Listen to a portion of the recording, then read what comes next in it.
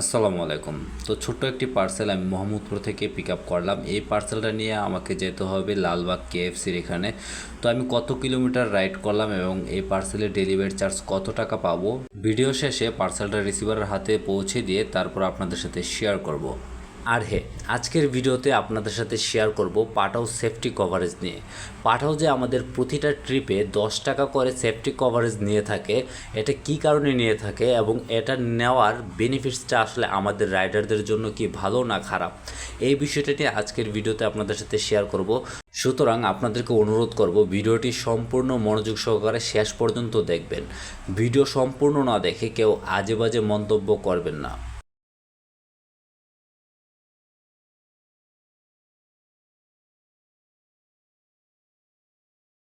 আজকের ভিডিওতে আমি এমন একটি বিষয় নিয়ে কথা বলবো যেটা অনেক পাঠাও রাইডার জানেন না বা ভুল বুঝে থাকেন।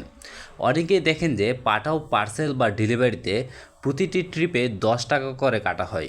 তখন অনেকেই মনে করেন পাঠাও অযথা টাকা কেটে নিচ্ছে। আজকে আমি আপনাদেরকে খুব সহজ ভাষায় বুঝিয়ে বলবো পাঠাও সেফটি কভারেজ কী, কেন 10 টাকা কাটা হয়, আর দুর্ঘটনা ঘটলে একজন রাইডার কী ধরনের সুবিধা পেতে পারেন। শুরুতে একটা কথা বলি, পাঠাও যে প্রতিটা ট্রিপে আমাদের কাছ থেকে 10 টাকা করে সেফটি কভারেজ নেই, আসলে এই 10 টাকা কি আমাদের রাইডারদের কাছ থেকে নেই নাকি হচ্ছে কাস্টমারের কাছ থেকে নেই, এই বিষয়টা আমরা অনেকেই জানি না। আমি আমার পাঠাও ক্যারিয়ারের একটা অভিজ্ঞতা আপনাদের সাথে শেয়ার করি। আজ থেকে যখন আমি 3 বছর আগে পাঠাও পার্সেলে জয়েন করি তখন কিন্তু পাঠাও সেফটি কভারেজ ছিল না। অর্থাৎ এখন যে পাঠাও আমাদের কাছ থেকে 10 টাকা করে প্রতি ট্রিপে সেফটি কভারেজ নেয়, তখন কিন্তু সেই সেফটি কভারেজ হিসেবে 10 টাকা পাঠাও আমাদের কাছ থেকে নেওয়া হতো না।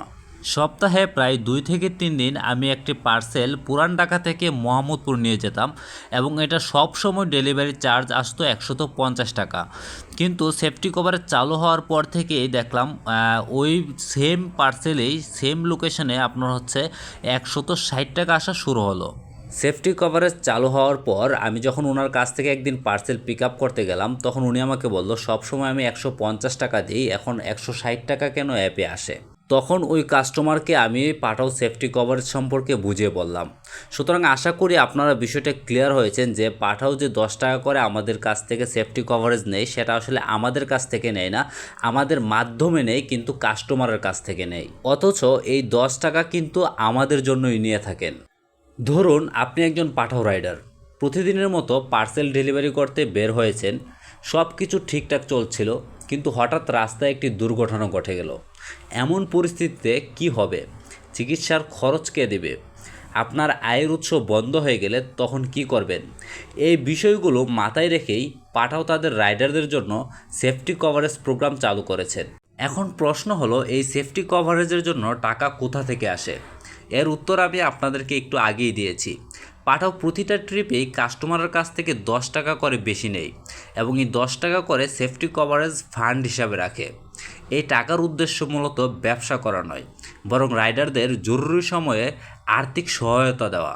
এখন অনেকের মনে একটা কমন প্রশ্ন আসতে পারে যে ভাই, আমি তো নতুন রাইডার, আমি মাত্র আজকে জয়েন করলাম, এখনও তো পাঠাও আমার কাছ থেকে একটা টাকাও কাটে নাই, যদি প্রথম ট্রিপে দুর্ঘটনা হয় তাহলে কি আমি কোনো সুযোগ সুবিধা পাবো কি না?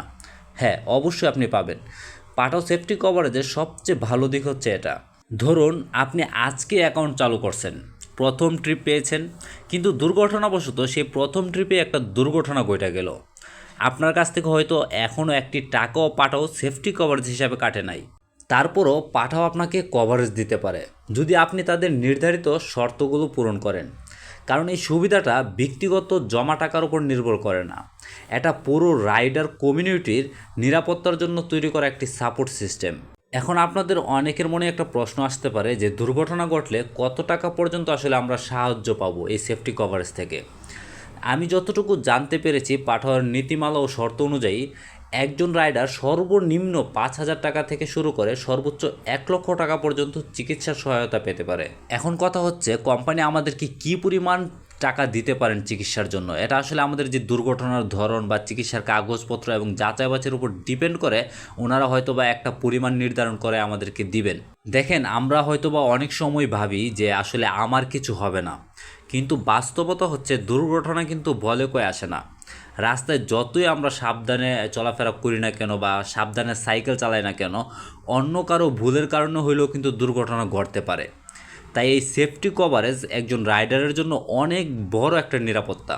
আর হ্যাঁ, একটা বিষয় বলতে ভুলে গিয়েছি, আসলে একটা বিষয় কিন্তু আপনারা প্রত্যেকে মনে রাখবেন, সেফটি কভারেজ পাওয়ার জন্য দুর্ঘটনার পর যত দ্রুত সম্ভব পাঠাও সাপোর্টে যোগাযোগ করবেন। আপনার প্রয়োজনীয় যে ডকুমেন্টস বা চিকিৎসার কাগজপত্র, হাসপাতালের রিপোর্ট বা অন্যান্য যে তথ্যগুলো থাকে, এগুলার হয়তো বা ওনারা যাচাই বাছাই করে আপনার হচ্ছে একটা প্রয়োজনীয় সহায়তা প্রদান ওনারা করবেন।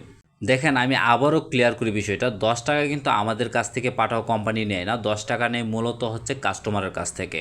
একটা বিষয় চিন্তা করে দেখেন, প্রতিটা ট্রিপে 10 টাকা করে কাটে, এতে আমরা অনেকে বিরক্ত হয়ে যাই।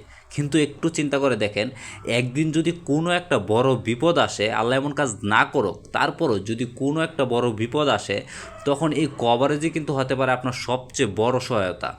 10 টাকা হয়তো আজকে আপনার কাছে খুব ছোট একটি পরিমাণ, কিন্তু চিন্তা করে দেখেন, দুর্ঘটনার সময় 5,000, 20,000, 50,000 বা 1,00,000 টাকার চিকিৎসা সহায়তা অনেক বড় একটা ব্যাপার।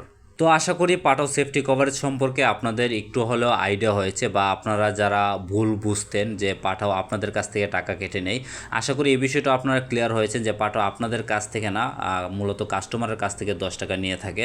তারপরেও যদি আপনারা চিন্তা করে থাকেন যে আপনাদের কাছ থেকে নেই, যেহেতু আপনাদের মাধ্যমে নেই, তাহলে একটা কথা বলবো, পাঠাওয়ের সেফটি কভারেজকে খরচ হিসাবে না দেখে নিজের নিরাপত্তার বিনিয়োগ হিসাবে দেখেন।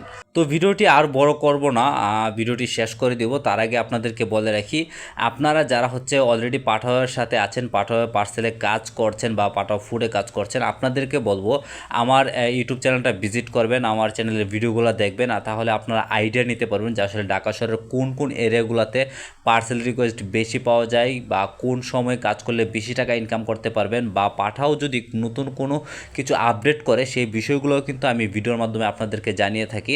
সুতরাং অবশ্যই চেষ্টা করবেন আমার এই চ্যানেলটা সাবস্ক্রাইব করে দেওয়ার জন্য, আর যদি পেজে দেখে থাকেন তাহলে পেজটি ফলো করে দিবেন। আর নতুন যারা পাঠাও পার্সেলে কাজ করতে চাচ্ছেন বা পাঠাও ফুডে কাজ করতে চাচ্ছেন, আপনাদেরকে বলবো আমার এই ভিডিওর ডেসক্রিপশনে দেখবেন একটা ফেসবুক পেজ লিঙ্ক দেওয়া আছে, পেজের লিঙ্কে ক্লিক করে পেজে গিয়ে মেসেজ করবেন। মেসেজ করলে আপনারা জানতে পারবেন যে আপনারা কীভাবে পাঠাও জয়েন করবেন বা পাঠাওর সাথে কাজ করবেন।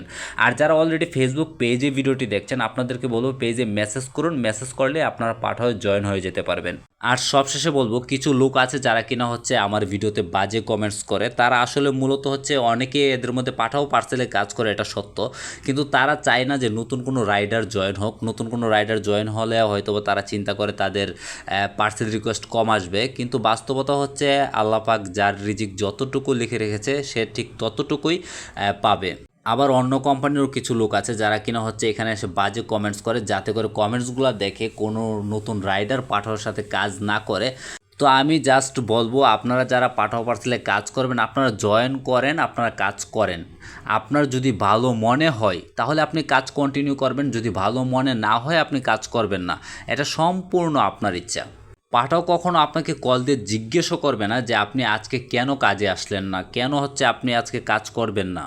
আপনি পার্ট টাইম করবেন নাকি ফুল টাইম করবেন, আপনি 1 ঘন্টা করবেন নাকি 5 ঘন্টা করবেন, আপনি সপ্তাহে 3 দিন করবেন নাকি 1 দিন করবেন, সম্পূর্ণ আপনার ইচ্ছা।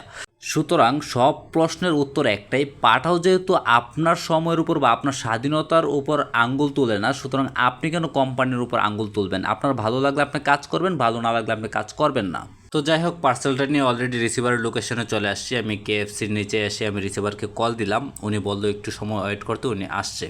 তো ওনার জন্য অপেক্ষা করতেছিলাম, উনি আসলো, উনি এসে পার্সেলটা নিয়ে গেলো। এবং এই পার্সেলে হচ্ছে আমি টোটাল মোহাম্মদপুর থেকে কেএফসি লালবাগের এখানে আসছি। আমার টোটাল হচ্ছে 7.7 কিলোমিটার রাইড করতে হয়েছে, সময় লেগেছে প্রায় 48 মিনিট, এবং আমি ইনকাম করেছি পাঠকের কমিশন দিয়ে 160 টাকা ইনকাম করেছি এই ট্রিপে। তো ভিডিওটি এই পর্যন্তই। সবাই ভালো থাকবেন, সুস্থ থাকবেন, আল্লাহ হাফেজ।